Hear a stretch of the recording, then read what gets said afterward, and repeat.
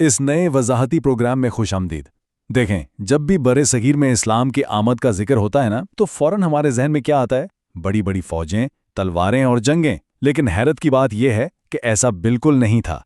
दरअसल इसकी शुरुआत हमला आवरों से नहीं, बल्कि साहिल समंदर पर पुरअमन मसालों की तिजारत करने वाले ताजिरों से हुई थी। है ना कमाल की बात? तो आज हम इसी दिलचस्प और तवील तारीखी सफ़र को समझने की कोशिश करेंगे। चले फिर सीधा इसमें गोता लगाते हैं। इस 1000 साला पेचीदा तारीख को हम 5 हिस्सों में बांटकर देखेंगे। पहला, ताजिर और इब्तिदाई आमद। दूसरा, पहला सियासी कदम। तीसरा, सल्तनत दिल्ली का दौर। चौथा, अजीम मुगल सल्तनत। और आखिर में एक देरपा और पेचीदा विरासत। तो शुरू करते हैं पहले हिस्से से, ताजिर और इब्तिदाई आमद। यहाँ ये बात समझना बहुत ज़रूरी है कि ये सारी कहानी यहाँ किसी भी बड़ी मुस्लिम हुकूमत के कायम होने से सदियों पहले ही शुरू हो चुकी थी। ज़रा तारीख के इस तवील दौरानिए पर गौर करें। इससे अंदाज़ा होता है कि हम कितने वसी दौर की बात कर रहे हैं। ये सफ़र 7वीं सदी में अरब ताजिरों की आमद से शुरू होता है, फिर 1206 में सुल्तनत दिल्ली और फिर 1526 में मुग़ल सल्तनत जैसी बड़ी हुकूमतों तक जाता है। मतलब ये एक बहुत ही लंबा और हैरानकुन इर्तकाई सफ़र है। अब यहाँ सबसे दिलचस्प बात यह है कि 7वीं सदी के ये अरब ताजिर केरला के साहलों पर बिल्कुल पुरअमन तरीके से आकर बसे थे। उन्होंने मसालों की तिजारत की, मकामी ख़ानदानों में शादियाँ की और बग़ैर किसी जंग के मकामी मुआशरे में घुल मिल गए। और हाँ, जनूबी एशिया की कदीम तरीन मसाजिद में से एक चेरामन जुमा मस्जिद इसी पुरअमन दौर की एक शानदार और जीती जागती मिसाल है। अब आते हैं दूसरे हिस्से की तरफ। पहला, सियासी कदम। 8वीं सदी तक आते आते खित्ते में एक बड़ी तारीखी तब्दीली आई। यानी अब बात सिर्फ तिजारत से आगे बढ़कर बाकायदा सियासी और फौजी मामलात तक पहुंचने लगी थी। हुआ कुछ यूं कि बहरे हिंद में तिजारती रास्तों पर अरब जहाज़ों पर कुछ हमले हुए, जिसके जवाब में उमवी खिलाफत ने एक मुहिम रवाना की। और फिर 711 ईस्वी में नौजवान जर्नैल मोहम्मद बिन कासिम ने सिंध में राजा दाहिर को शिकस्त दे दी। गो कि ये मुहिम सिर्फ सिंध के आसपास ही महदूद रही, लेकिन इसने बरे सगीर और इस्लामी दुनिया के दरमियान मुस्तकबिल के राब्तों के लिए मुस्तकिल तौर पर एक दरवाज़ा ज़रूर खोल दिया। इस मोड़ पर दो अहम तारीखी शख्सियात की हिकमत अमली का फ़र्क समझना बहुत दिलचस्प है। एक तरफ 11वीं सदी में महमूद गजनवी के हमले थे, जिनका मकसद बुनियादी तौर पर दौलत हासिल करना था, और इसी दौरान मशहूर सोमनाथ मंदिर को भी निशाना बनाया गया।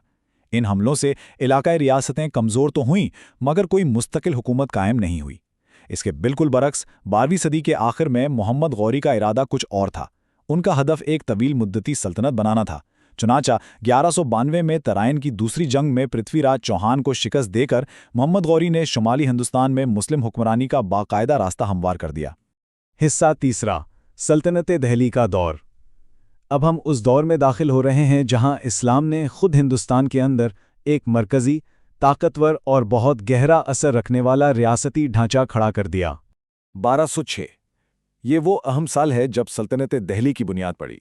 अगली 3 सदियों तक ममलूक, खिलजी, तुगलक, सैयद और लोधी खानदानों ने बारी बारी हुकूमत की और दिल्ली को रातों रात इस्लामी दुनिया के अहम तरीन आलमी शहरों की सफ़ में ला खड़ा किया। यहाँ से बरे सगीर की तारीख ने वाकई एक नया और तेज़ रफ्तार रुख इख्तियार कर लिया था।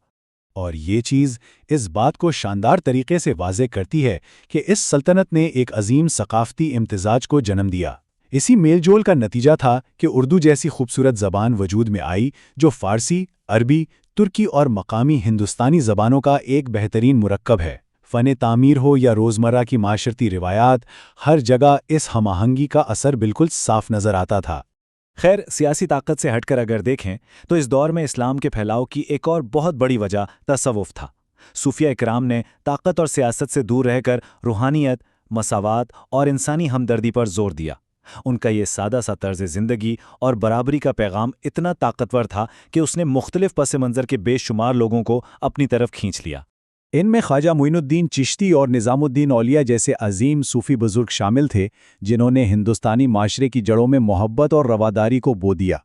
उन्होंने दरबारों से किनारा कशी इख्तियार की और सीधा आवाम के दिलों से जुड़ गए। और इसका असर हम आज भी देख सकते हैं कि सदियों गुजरने के बाद भी हर साल लाखों की तादाद में लोग उनके मज़ारात पर हाज़िरी देने आते हैं। ये वाकई एक हैरानकुन बात है। अब बढ़ते हैं चौथे हिस्से की जानिब, अजीम मुग़ल सल्तनत। कहानी अब 16वीं सदी में दाखिल होती है, जब एक ऐसा नया और शानदार ख़ानदान मंजर आम पर आया जिसने इस खित्ते का नक्शा ही बदल कर रख दिया। سال 1526 یہ وہ وقت تھا جب پانی پت کی پہلی جنگ لڑی گئی۔ ظہیر الدین بابر، جن کا تعلق امیر تیمور اور چنگیز خان کی نسل سے تھا، انہوں نے ابراہیم لودھی کو شکست دی اور اس طرح ہندوستان میں اس عظیم مغل سلطنت کی باقاعدہ بنیاد رکھی گئی جس کے اثرات آج بھی محسوس کیے جاتے ہیں۔ مغل دور کو ٹھیک سے سمجھنے کے لیے ذرا ان دو بالکل مختلف حکمرانوں کا موازنہ کرتے ہیں۔ ایک طرف اکبر تھے جنہوں نے مذہبی رواداری کو اپنایا، غیر مسلموں کو حکومت کا حصہ بنایا اور بین المذہب مکالمے کی بھرپور حوصلہ افزائی کی، جبکہ دوسری طرف اورنگزیب تھے جن کا انداز قدرے قدامت پسند تھا۔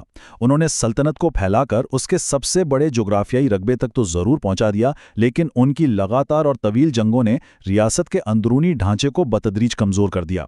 ہم یہاں غیر جانبدارانہ طور پر دیکھ سکتے ہیں کہ ایک ہی سلطنت میں کیسے دو بالکل مختلف انتظامی زاویے موجود تھے۔ لیکن مغل دور صرف جنگوں اور سیاسی فیصلوں کا نام نہیں تھا۔ شاہ جہاں جیسے رہنماؤں کے دور میں فن اور ثقافت اپنے بالکل عروج پر تھے۔ تاج محل جیسی لاسانی عمارت اسی دور میں بنی، جو فارسی اور مقامی ہندوستانی کاریگری کے حسین ملاپ کی ایک ایسی مثال ہے جس کی چمک آج تک پوری دنیا میں قائم ہے۔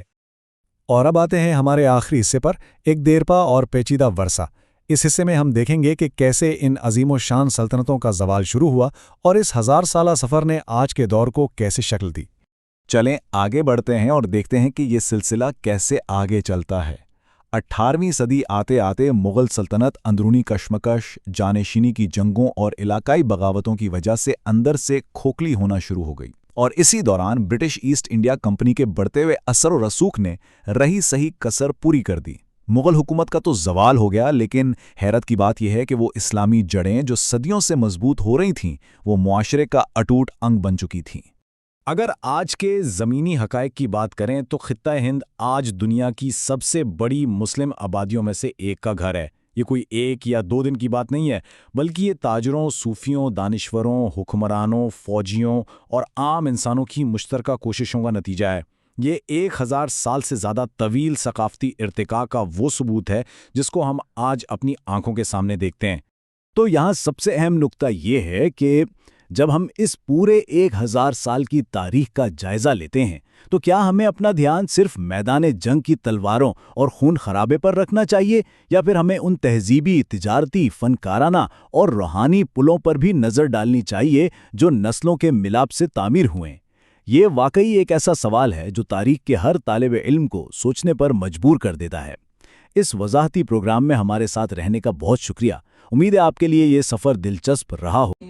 يا أيها الناس إنا خلقناكم من ذكر وأنثى وجعلناكم شعوبا وقبائل لتعارفوا إن أكرمكم عند الله أتقاكم إن الله عليم خبير۔